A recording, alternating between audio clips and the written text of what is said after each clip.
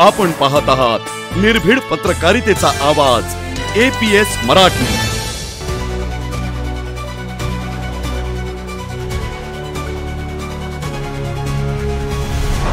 गेले कित्येक वर्ष इथे ईस्ट वेस्ट ब्रिजचं काम सुरू आहे। ह्या काम सुरू असताना जे इतर समस्या आहेत त्या आहेतच, परंतु आज जी महत्त्वाची समस्या आहे ती म्हणजे इथे जी केबल गेलेली आहे ती लिकेज आहे। त्यामध्ये शॉक लागत आहे, त्यामध्ये पाणी डबकं साचलेलं आहे। जर पाणी त्यामध्ये ओव्हरफ्लो झालं तर बाहेर येऊन कुणातरी त्या शॉक लागून जीवितहानी होऊ शकते। संबंधित अधिकारी जे इंजिनियर आहेत त्यांना मी फोन लावून ह्या संबंधित तक्रार केलेली होती आणि त्यासंबंधी एक वायरमॅन इथं आले होते, त्यांनी पाहणी केली। ते म्हणाले की इथे कॉन्ट्रॅक्टर आहे, ते उद्यापासून काम सुरू करतील। हे चाले 4 दिवस पण काम कोणत्याही प्रकारे सुरू केलेलं नाही।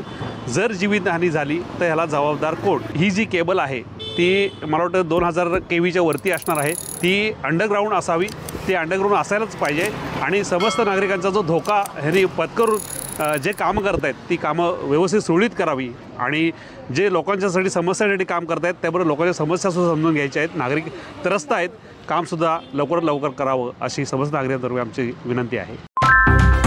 APS मराठी चॅनलला सबस्क्राइब करा, शेअर करा, लाईक करा।